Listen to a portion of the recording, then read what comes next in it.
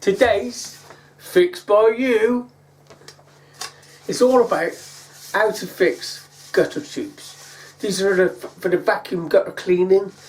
Window cleaners use them, gutter cleaners use them, and they wear out. If you look, you can see where it's so thin. Look at that, how thin it's gone. And it's so thin. And these little beauties are £100 a pop. And that's in 2025. So they're £100 a pop. And here's one I've done before. You look at that, see? It looks like that, like that. Yeah. And you look how strong it is. I've done it. See that? And you can get the stuff. I'll tell you where to get the stuff.